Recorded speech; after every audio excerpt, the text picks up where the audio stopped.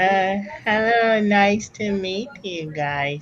My birthday's September 9. I'm turning 40 years old. Happy birthday to Manu. Happy birthday. Thank, thank you. I like your picture. Thank you.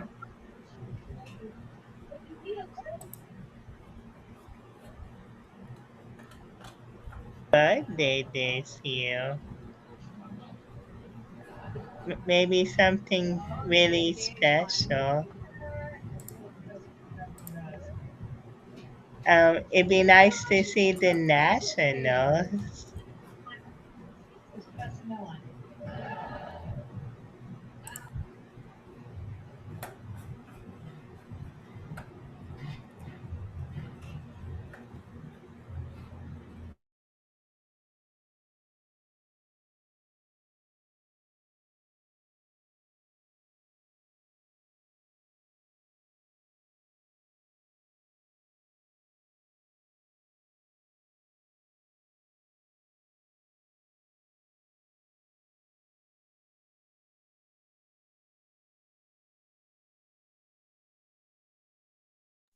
All right, so we're going to just jump right in here. Good evening to everyone, and welcome to our first community meeting for the Design Guideline Phase 2 update. Tonight's topic will be windows. I'm Jessie White, and I'm a senior city planner with Landmark Preservation, and I'm joined by Abby Cressman, who is a principal city planner with Landmark Preservation. And Abby, if you'll click to the next slide. So since you're joining via Zoom, here are just a few audio tips that may be helpful as you go through this presentation with us tonight. Those include applying a background noise suppression, testing your speakers and adjusting the volume. And if you want to speak, you'll have to select the mute or unmute button. That's the microphone icon at the bottom of the screen. Other microphone options are to select the speaker and mic devices, and then you can test your microphone and speakers. And if you have any additional audio issues, then we recommend that you switch to your phone for audio. Next slide. So we'd like to go over just a few web-based rules for our webinar, or not our webinar, for our meeting tonight. We do ask that everyone participate and that we be respectful of one another. We also ask that comments be kept down to 1 to 2 minutes so that everybody has a chance to speak. This will be a highly interactive presentation tonight, and this is how we're gathering information for our guideline updates. We'll be using Mentimeter, so you can join and take part in the survey that's on Mentimeter by visiting menti.com and entering the code 3740-8921. And if you miss anything, this will be recorded and we will be posting it to our YouTube page. You can move to the next slide. Thank you. So just to give you a little background, Landmark is a 10-member team, 7 of which will be working primarily on the Phase 2 design guideline updates. That team includes Jennifer Capetto, Brittany Bryant, Abby Cressman, me, Crystal Marquez, Bridget Trujillo, and not pictured here, but our latest teammate is Andrew Abbey. Phase 2 of the design guideline update will be composed of 4 parts, starting with Windows, which is tonight, and then it'll move on to ADUs, and then accessibility, site work, and small accessory structures, and we'll round it off with updates to signage. So let's jump into our first Menti question. Give everyone a chance to log in. Again, that code is at the top of the screen if you need to join, and it's menti.com. And our question is, what is your connection to preservation in Denver?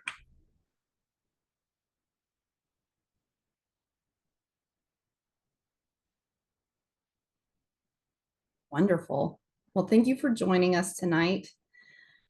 So we do have a lot of ground to cover, and we are going to focus tonight's presentation primarily on research that we've collected regarding windows and what other cities are doing for windows. But before we dive into that, and I'll just wait and see, it looks like we've got a few more people adding in here. Before we jump into that, I'm going to cover what our current Denver landmark design guidelines say about windows, and I'll cover also what our review process looks like. And we'll start out. So there are 3 guidelines that deal with windows or window replacement primarily. The first of which is 2.16, and that basically states preserve historic window materials, paying close attention to historic features such as stained glass or leaded glass. And this guideline really encourages repair rather than replacement when possible. And then next slide. The next guideline is guideline 2.19, and this guideline covers when historic window replacement is necessary. So that's when windows are deteriorated beyond repair. And I want you to put a pin in the phrase beyond repair. We do realize that that's not really clearly defined in our guidelines, but Abby will be going over what other research says about this type of phrase and in just a little bit. So back to 2.19, this guideline states that if a historic window is beyond repair, then replacement may be allowed, but the replacement should match the window's appearance, size, type, operation, profile, and inset with the historic window on the building. And then it goes on to say that to identify appropriate replacement materials, and those include wood and aluminum clad wood for replacing historic wood windows, and steel or aluminum for replacing historic steel windows. The guideline also covers not altering window openings on street-facing walls of the building. We can move on to the next slide. And then the final guideline that deals with windows is 2.20. This guideline deals with replacement of missing or non-historic windows. So this guideline is primarily driven by evidence. So if there are historic windows remaining on the building, you use them as a guide for replacing non-historic windows, matching the historic appearance, size, type, operation, profile, and inset depth. If there are no historic windows left on a building, say it's a building where they've replaced all the windows at some point or another, and there's no historic material left, then you look at using photographic evidence or looking at similar projects or properties in and around the district to match your windows to. So like guideline, the guideline before, so 2.19, 2.20 recommends using traditional materials such as wood or aluminum clad wood and steel or aluminum. Next slide. So now let's move on to what our current window replacement review process looks like. And then I'll turn it over to Abby to cover research and additional Menti questions. So this process can be broken down into 2 tracks. We have the administrative review track, and we have the Landmark Preservation Commission review track. The administrative review is reserved for projects that are collectively replacing less than 3 historic windows, and they aren't on the primary facade. And they aren't highly decorative windows like leaded glass windows. Staff can also approve administratively non-historic window replacement, so long as it's replaced with traditional materials, which I covered previously. And then the administrative process, just to give you a timeline, typically takes 5 to 10 business days once a complete application is submitted. And then keep in mind that windows that are approved for replacement must be damaged beyond repair or non-historic. And then the second piece or review track would be Landmark Preservation Commission review. And this is reserved for applicants who are collectively replacing more than 3 historic windows, replacing windows on the front of the house, replacing ornate windows such as leaded glass or stained glass, or proposing to use a non-traditional window material. So if you're replacing more than 3 historic windows, You'll need to have a historic window evaluation completed by an outside third-party professional that will not benefit financially from the replacement of the windows. The third-party professional will need to include a window condition matrix and a narrative describing the assessor's experience with reviewing historic materials and an assessment of the window's conditions. In addition to the matrix and the assessment, window comparison sheets must be submitted showing how closely the proposed windows match the historic windows on the building. And once staff has that complete application, we work to schedule applicants for the next available LPC meeting. That's typically a 4-week filing process.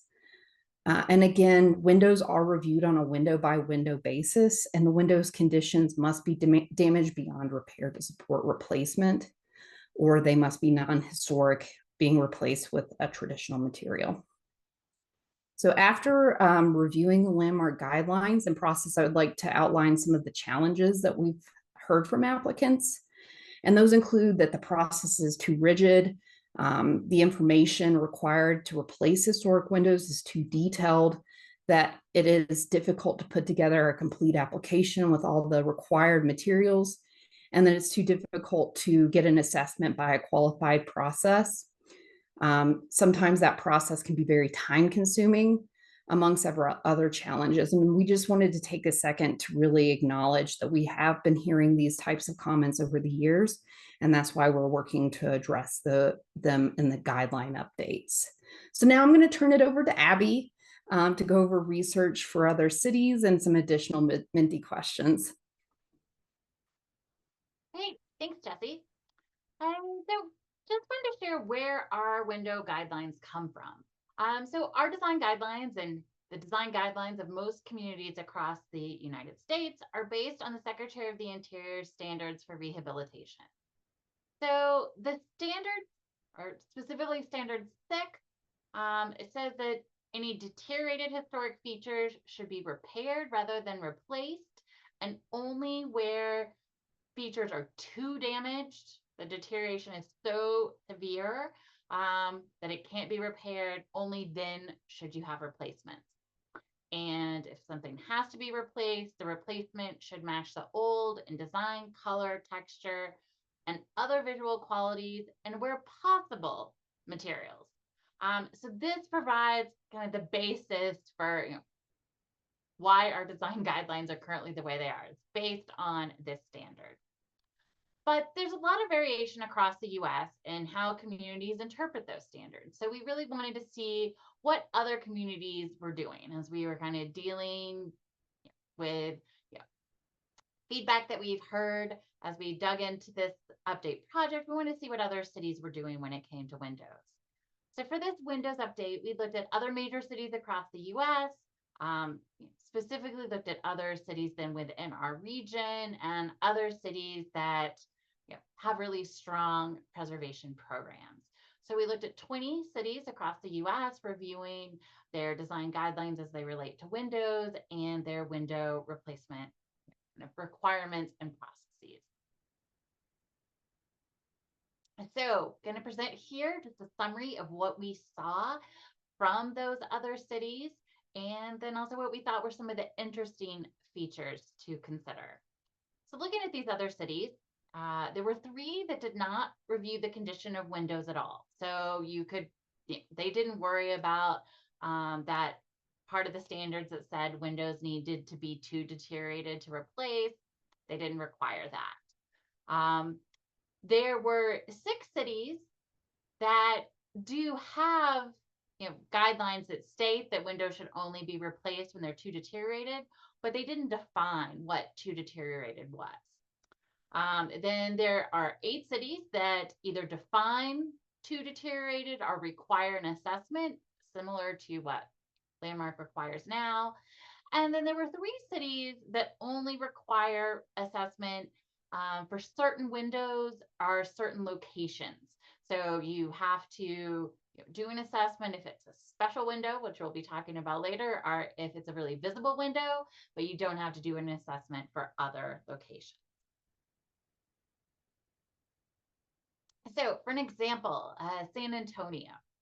So they give a pretty clear outline of what is repairable and what is not. So they consider a repairable window one that just has glass are missing or broken, where the meeting rails aren't aligned, cords are broken, or hardware is missing, has sections of cylinder frame that's rotted, or has partially rotted rails or stiles.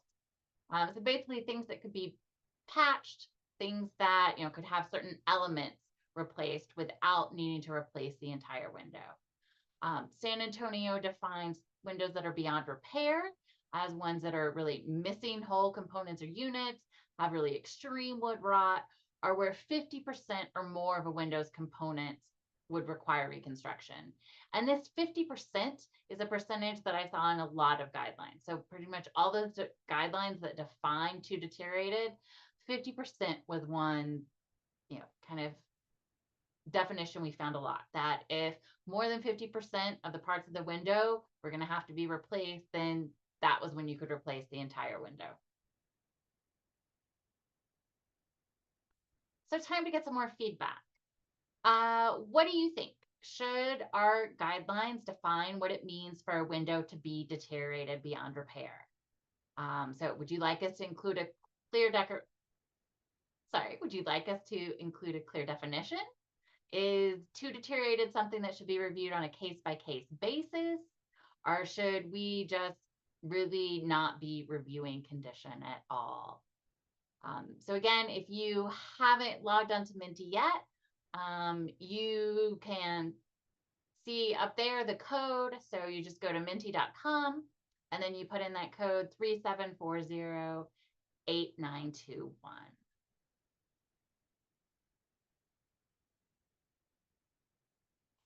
So far it looks like the majority is going for, we should really provide a clear definition of what is, what we consider too deteriorated to repair. Okay. Okay. You will go on to the next one then. Oh, we've got a few more votes there. Again, spreading it out a little bit more balanced there. Great. And we do have Menti. One of the great things about using Menti is it does provide results for us after. So we will, all the results that you are, putting in and recording during this presentation, we'll have those, a printout of all of those afterwards for us to use as we're working on our guideline update. So I just want to say thanks so much for, entering your responses in Menti, and we will be referring to them. Then next, what do you think is the best way to determine if a window is deteriorated beyond repair? Just photographic documentation, looking at a percentage of damage, like 50%, hiring a professional to do an evaluation, a combination of A, B, and C, like all of those are allow replacement regardless of condition.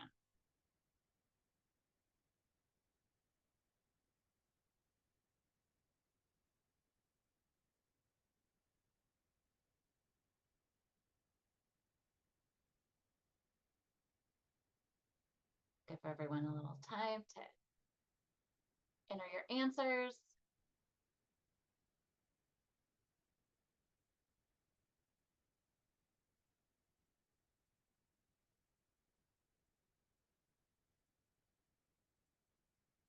Okay. Thank you. So one of the next things we looked at when we were looking at other cities is to see what they said about visibility. One of the interesting things we found in a lot of other guidelines is that they really incorporated visibility into guidelines. So for 12 cities, they really used visibility. So it was really, kind of one standard for replacement if a window was very visible, but more flexibility if the window was not visible. And then we had 8 communities that didn't really differentiate. They had the same requirements for materials, the replacement, regardless of where the windows were located. So really we're interested by this and maybe, thinking about how we might incorporate more guidelines based on visibility to really focus on, preserving what are the most visible windows. So as we looked at visibility, there were kind of different ways that we found that communities addressed visibility. In Austin, Boulder, and Charlotte, we found it was interesting. Here, they really focused on the facade, and if a window on the facade was too damaged to be repaired, they encourage you to move. If there were historic windows elsewhere in the building, they encourage you to move those, potentially from the rear to the front, and then replace the rear windows, but always trying to, kind of preserve visible historic windows. Then as you see, quite a few cities really provided more flexibility if it was a rear or secondary elevation, as far as when replacement was allowed. Other communities gave flexibility on what materials were used on the rear or secondary elevation. And some cities then also use that as determining what had to go to the commission versus what could be reviewed administratively, basing that on visibility. So looking at the various design guidelines, there kind of seem to be three main approaches to how to consider visibility. One was pretty much just based on facades or elevation. So if it is an interior lot, visible windows would just be considered those on the front facade. And if it's a corner lot, visible windows would be considered those on the facade and on the side facing the street. Some cities we found use a tiered system. So here they consider tier 1 windows to be visible, and tier 1 windows are those that are on the front of the house, as well as at first room depth on each side.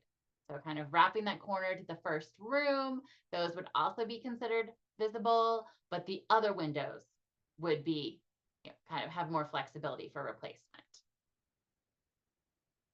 And then finally, some communities really use sight lines. So looking at what is visible, from the public right away, from the street. So that shows, looking at sight lines, things could vary a lot depending on the lot placement, whether or not you have a large side yard, how close the neighboring properties are. So this, using sight lines is a much more kind of case by case evaluation. So if we were to, kind of incorporate more consideration of visibility in our window review, how do you think visible windows should be determined? So we just base it on visible windows or those on primary facade or a kind of corner lot secondary facade. Use tier 1 and tier 2, so that kind of the front and the first rooms on either side, use sight lines, or allow replacement regardless of location.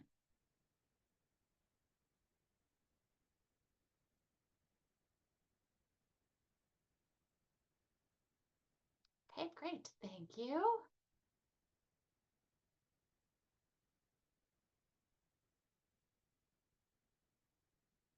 And we were curious to see what you thought about this concept that we found in some of the guidelines, that if you wanted to replace a window on the facade, but you had historic windows that were in good condition elsewhere, that you would move those buildings like from the rear to the front. So what do you think about that? Should Landmark encourage owners to replace damaged facade windows with historic windows from other less visible locations?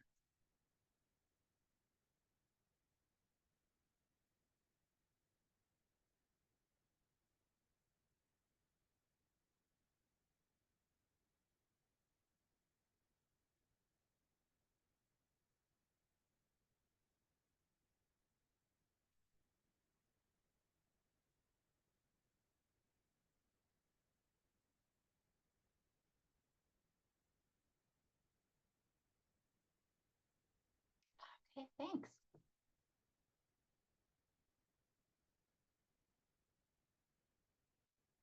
Okay, we also looked at whether or not other cities based their review on the significance of the building. So are the significance of the windows. So we found that basically half the cities we looked at, their guidelines took significance into consideration when they're looking at window replacement. And then in the other half, they really didn't consider significance. They treated all historic windows the same.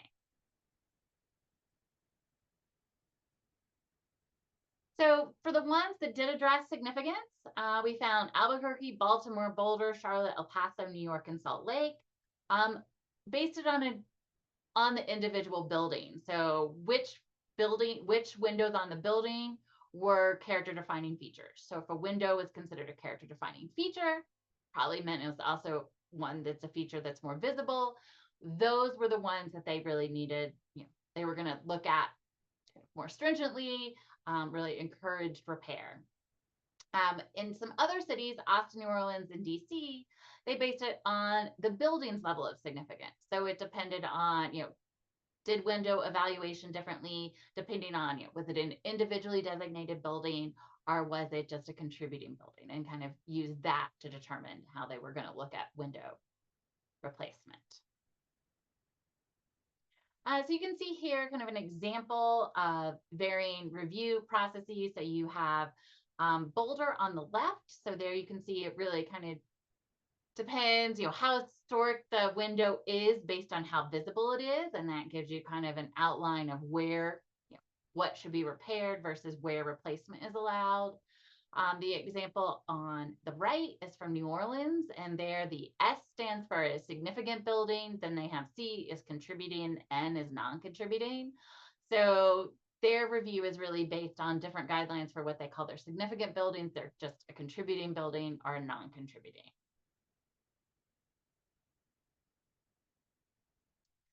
We also looked at several cities that really call out special windows. This is something we're thinking about incorporating into our guidelines. This idea that to just really focus on the kind of the unique or special windows and kind of have more flexibility elsewhere. That's what's done in these 4 cities that we looked at that include special windows. So first off, it's Baltimore. So they kind of give preference to preserving special windows, and they define special windows as being custom designed or crafted, have a high degree of styling, and examples are stained glass windows, windows with curved glass, arch windows, or windows of unusual configuration. New York City also kind of requires higher level of review for special windows than just kind of non-distinctive windows.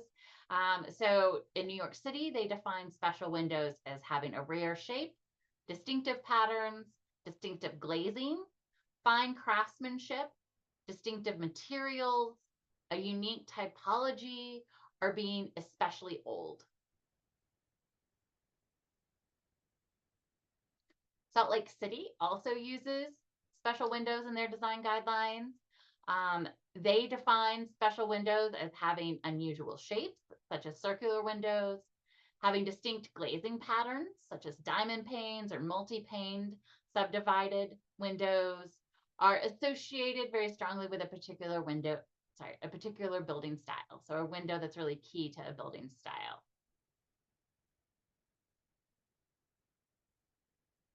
And then finally, Washington, D.C., of the ones we looked at, also uses special windows.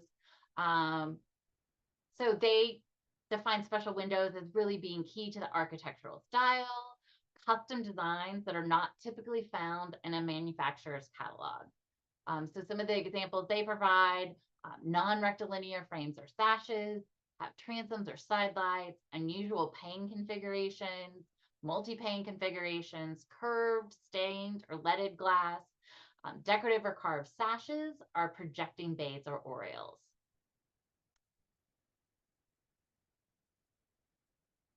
So we'd like to see what you think about this idea of having distinct guidelines for special windows.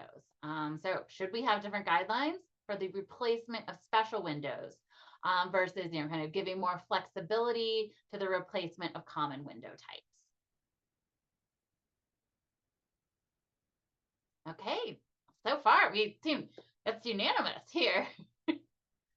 So it looks like we'll definitely be looking at some developing some special window guidelines.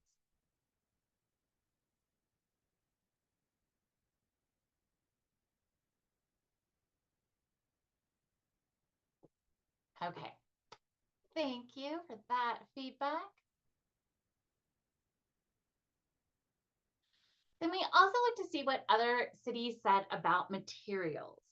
So particularly we were curious, one of the things we often, hear is that people wish they could use vinyl windows. Certainly a lot of people, ask for vinyl windows. Vinyl windows are not something we currently allow in any of our historic districts. So we wanted to see what other cities said about vinyl. We found 6 other cities explicitly say in their guidelines that vinyl is not allowed. In 2, vinyl's allowed in some locations, so would never be allowed on a facade, but might be allowed on a rear. In 9 of the cities, they don't address vinyl in the guidelines. And in 3, any application for vinyl is a case by case and has to go to the commission for review.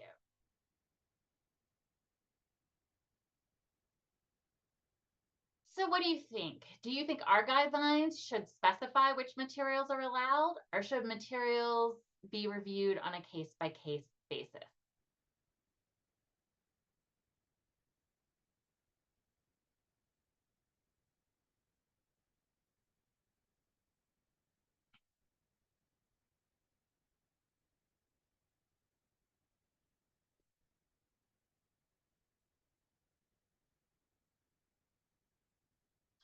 Okay, thank you.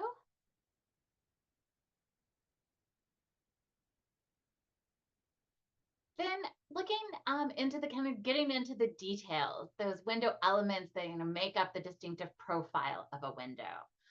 So we found several design guidelines can get into quite a bit of detail of preserving the profile. So that includes all those different building elements, their dimensions, the inset into the wall plane, and the design of the window muntin. So for example, we found really no other cities really allow ones that only have the dividers within the glass. All of them pretty much required that you have that external muntin in order to have more of that distinctive profile. So some of the other guidelines we found referring to window profiles. So for example, Fort Collins matched the profile of the sash muntin and its components to the historic window, including the depth of the sash, which may step back to the plane of the glass in several increments. And in Houston, guidelines say select a similar profile and depth of trim, as well as the arrangement and number of layers of trim from the frame to the glass, not allowing any flat boards and making sure that all windows are recessed in the wall.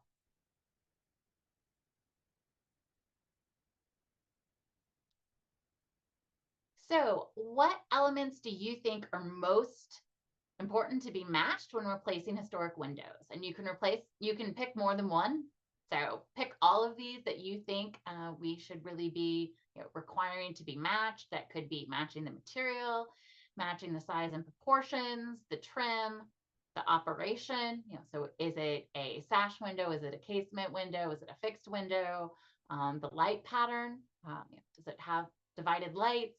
And the inset into the wall. So is it flush with the wall, or is it inset as historic windows were commonly situated?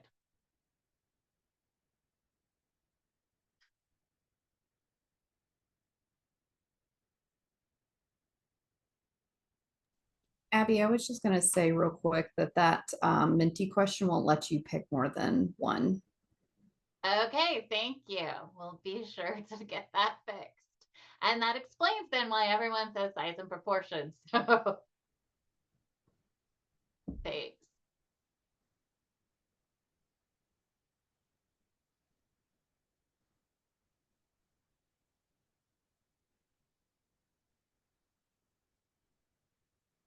Okay, Jesse? All right, so as we move into our final section of the meeting, I'd like to go over just a few considerations to keep in mind when thinking about sustainability and window replacement. The first of which is how much energy is actually lost or truly lost through windows. And most studies show that I've seen around 10%, which isn't a lot compared to other areas of loss like fireplaces, or ducts, or at plumbing penetrations and wall or floor, wall, and ceilings. So it only accounts for a small percentage. The second and third considerations to keep in mind is material and construction. So most historic windows are constructed using high quality old growth wood materials that can be maintained and repaired over time. And that's limiting the amount of material that's going into the landfill. And it also minimizes the damaging impact that continual window replacement can have on a building over time. And then finally, historic windows have an embodied energy value.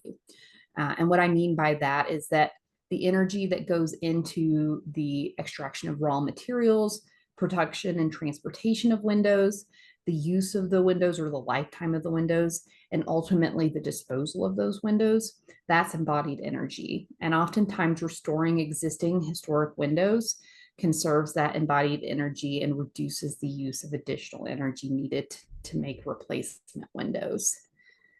And those are just a few things to keep in mind.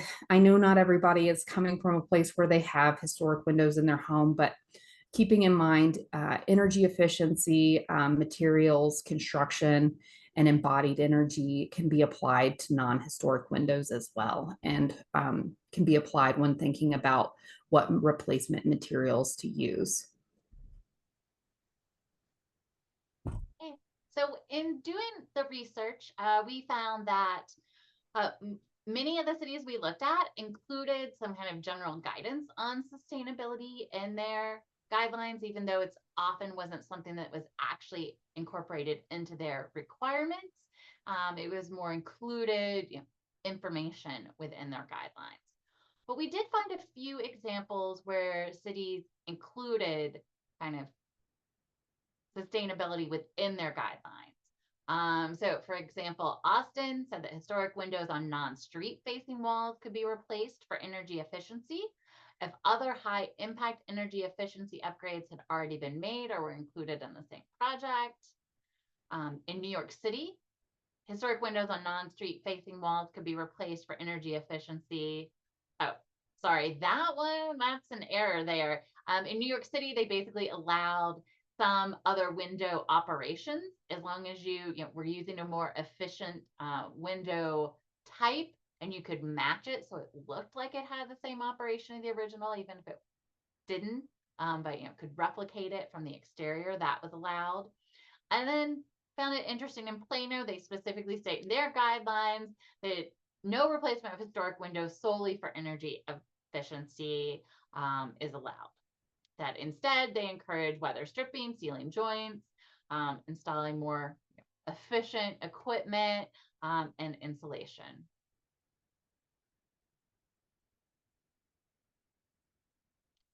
So this is a statement that was included in the Telluride design guidelines. So we are just curious to see what you think, how well you agree or disagree with it. So basically, restoring and preserving historic windows is more sustainable and cost effective given the relatively short life and material quality of replacement windows, which need to be replaced much more frequently than historic windows. So just rank on the bar how much you agree or disagree with this statement.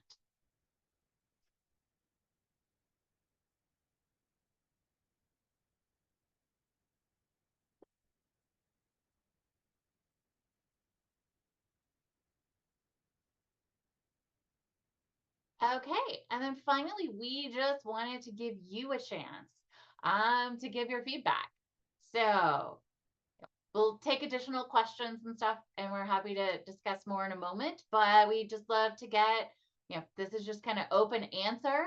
Are there things that you would like to see in our window guidelines and review process? So are any of these, kind of elements that we highlighted from other design guidelines, are any of these ones that you'd like to see us incorporate? Is there anything else that you would really like to see addressed in this window guideline update? So I'll give everyone a few minutes here to think and give your feedback.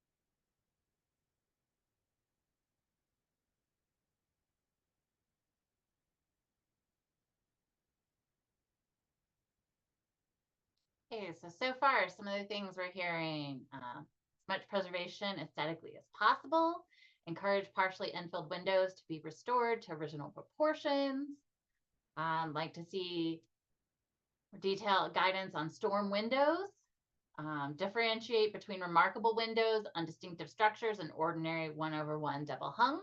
So yeah, kind of looking at special or character windows. Consider the cost of repair and maintaining older windows.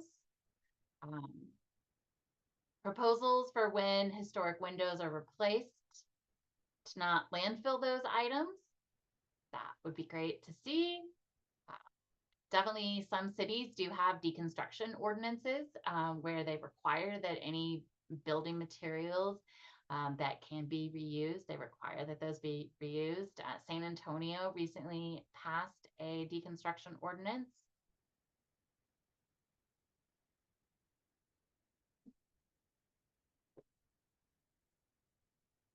Okay.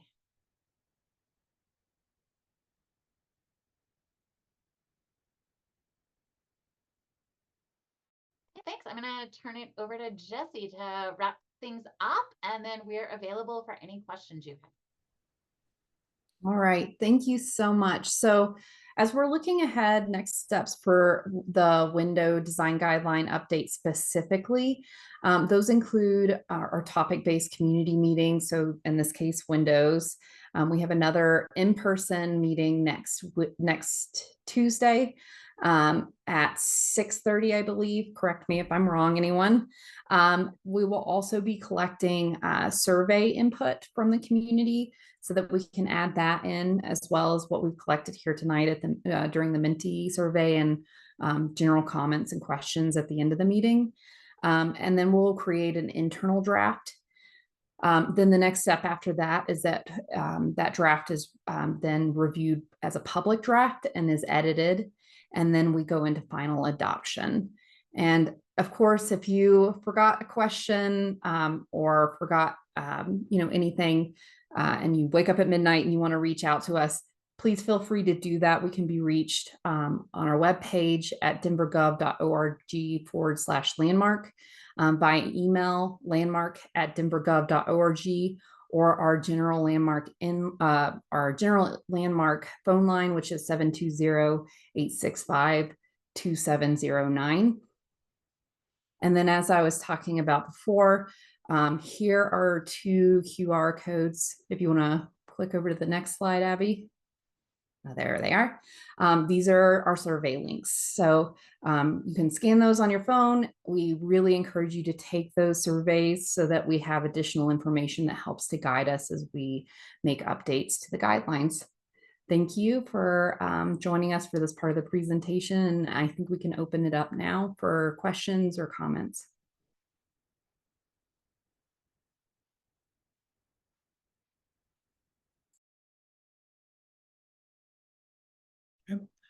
Do you mind if I go? Absolutely, Ozzy. Yeah, and I've been kind of defending the current landmark window policies for years now, but now that we are having this meeting, I feel really excited about the possibility of introducing some more flexibility for the great majority of the windows in our neighborhoods. A lot of stupid things have been done to the windows on our houses already that we may need to fix or replace. And if I look at 90% of the windows in my neighborhood, if somebody replaced those with a high quality clad wood double hung window, it's probably not going to hurt the historic character of the neighborhood very much. And there's still a category of very special ones that you were talking about. And I think that could be a really productive direction for the design guideline revision. And I think generally this process, one thing I'm hoping for is we just see a lot of people get frustrated with the landmarks process or decide not to engage with it and tear out their windows and replace them with crap. And I think introducing more room and more flexibility in the process, I think could help prevent some of that from happening. So I think that could be a great outcome. Thank you. Harmony? I'm making dinner. Let's see. I am the co-chair of the Mayor's Sustainability Advisory Council for Environmental Justice, and I live in a house that was built in 1909. I can tell you that when the wind blows in my bedroom outside, the curtains blow in the inside of the house.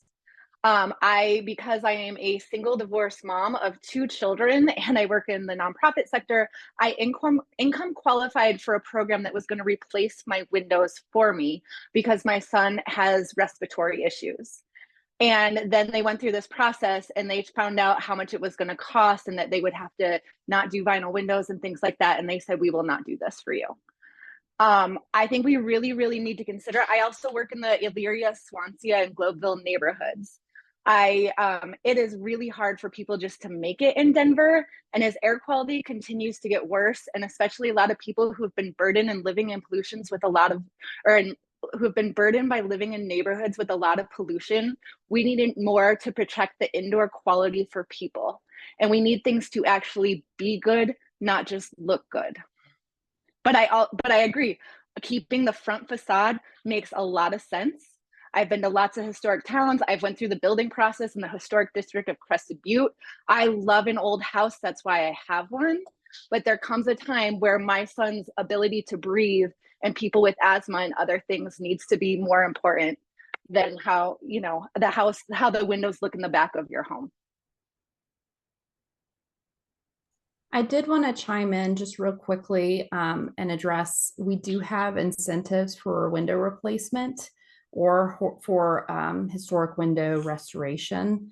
Those can be applied to storm windows for historic windows, window restoration, and it can also be applied to replacement, and that is our preservation tax credit, which is currently 25% for residential structures. So just putting that out there for everyone. But if it's $40,000 to replace your windows and you're already a single mom trying to make it in Denver, it's still a no-go. 100%. Joe, would you like to speak? You have your hands raised.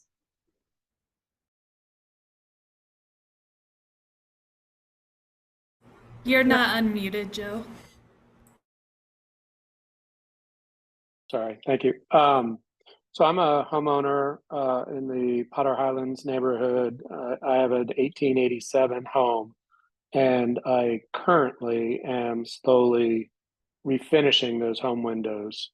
I will say that unfortunately, my storm windows did not survive the last 130 years along the way, but I was able to get those, and they made a huge difference, and they were custom made, relatively cheap, surprisingly enough. I was very surprised at that, and it has made a significant difference. So one of my comments is certainly to ensure or suggest that the requirements and the changes speak to storm windows, which I don't think they currently do, because that does make a huge difference in energy efficiency and whatnot. So the other point that I wanted to ask about or talk about is that tax credit doesn't help most homeowners. I am currently restoring my windows, and because I'm doing the work, I can't apply for that credit. So those storm windows came out of my pocket. The materials, the glass, everything else that I've got to source to fix my windows, I get no credit for. I'm still doing it because I like it and I love the house, but that might be a deterrent for other folks, particularly those that have the ability but may not have the money to fix them. Thank you. Just a clarification on the tax credits. You're right that if you're doing it yourself, a lot of that, like your labor doesn't count, but you could apply for, if you're ordering custom design replica storms, that is something that would qualify. Or if you're building them yourself, you're purchasing the materials to do those storms, would qualify for the tax credit. Yeah, but the labor, unfortunately, is kind of. You're right. There should be some thought in that. Yeah, because the materials, when you get to actually building them, raw materials, it doesn't make It doesn't get that high. Piece of I wood is not totally that expensive.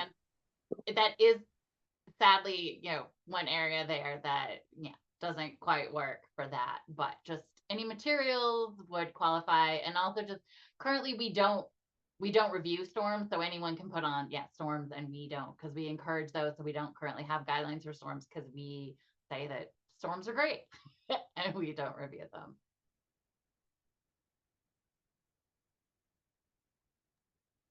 Did anyone else have their hands raised? Just one quick, if nobody else has got anything on the storms, it's kind of ironic that you require all the original materials on the regular windows, but I can throw a vinyl storm on it if I so choose, which is odd. Basically, we look at that because that's something that's completely reversible and isn't, if you, art isn't, as easily changed and isn't impacting the original structure. But understand that. I'm going to add on to this too with storms. I have 2 windows that open in my whole living area of my house and 2 in the basement.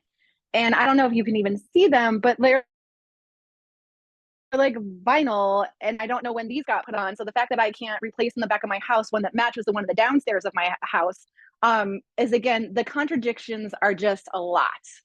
And I really think that that's ridiculous to me. And the person who's doing this whole new build 2 doors down is doing this all vinyl and all things in their backyard. And every house looks so incredibly different house to house that, again, as a mom with a child with breathing issues, I am like begging you guys to really reconsider what things look like on the back sides, especially when there's already other vinyls in those spaces. And please don't come to my house and ask me to take vinyl windows out now. Oh, so just for we appreciate your feedback. Yep. For clarification, windows that are existing, unless they were put in without permits, if they were put in prior to the district being designated, or if they were put in prior to our current design guidelines, we don't police neighborhoods to find violations. That's not what we're about. But if you are to replace your if you are to replace your vinyl windows, your existing vinyl windows, it would need to meet our current guidelines.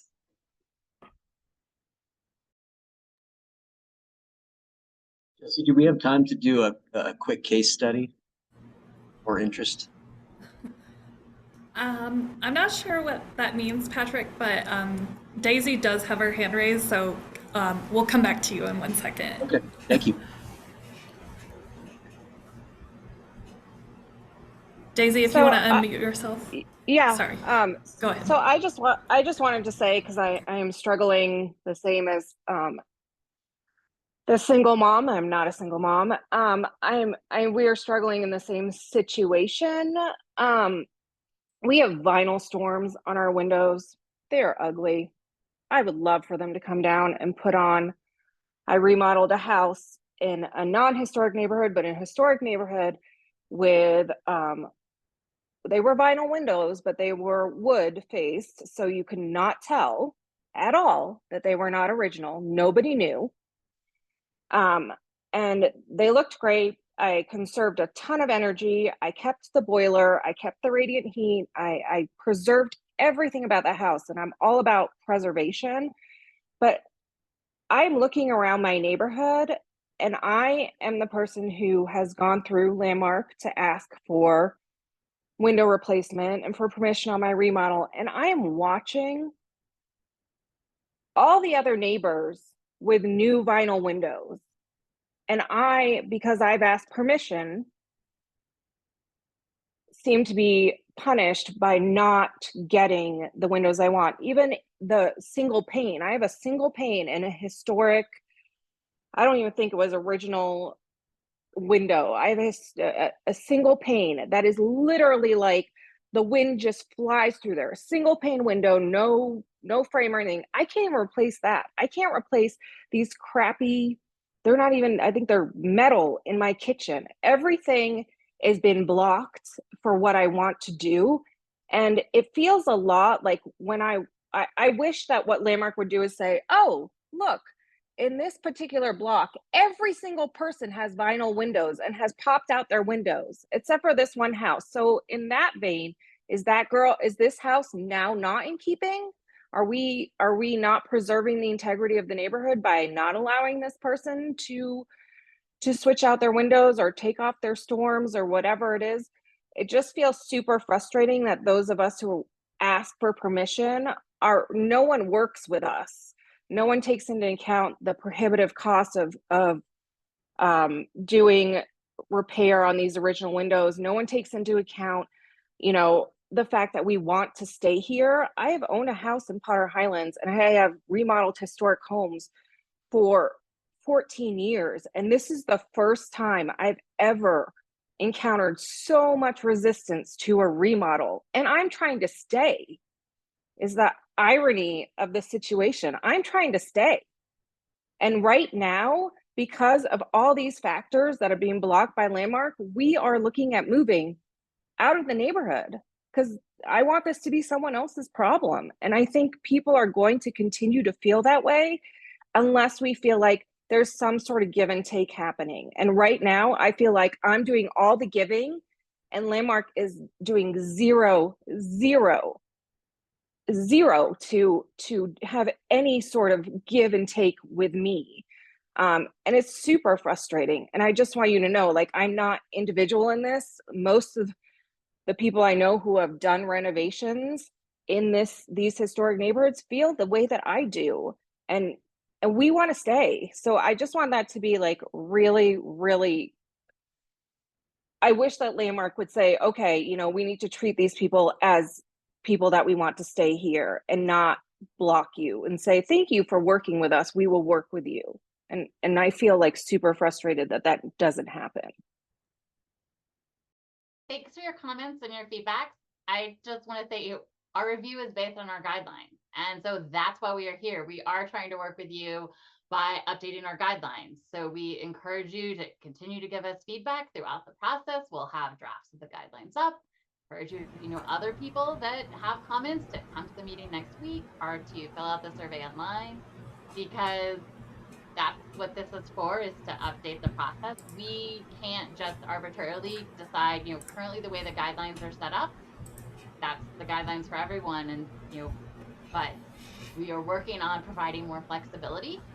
So this is the, route to give us feedback for us to be able to look at updates and changes to the guidelines.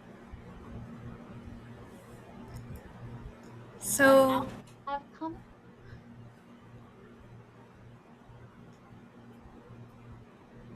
So it is almost 7 o'clock, which is the end time for this meeting. We all greatly appreciate your feedback. As my colleagues Abby and Jesse have said, this update is to address some of those concerns we've been hearing from the community about lack of flexibility and some of those stricter things while still adhering to the Secretary of Interior standards. I see that Gertie just raised her hand, so I will cede the floor to her. Yeah, I'm sorry to chime in so late because I've not attended any of these before, but I am hearing from a neighbor who is in a historic district in just north of Spear Boulevard north of Alameda in the West Wash Park neighborhood. And I think the frustration about meeting the guidelines, particularly when the windows have previously been replaced with vinyl, is in my opinion, I don't know how you resolve this issue, but I do think it is making it harder and harder for those of us who want to see more houses designated to convince people that it's worth the time and the effort, because it's becoming so expensive, particularly to repair windows. And it just, I don't know how to resolve it. I'm just really sympathizing with what the two previous people have said.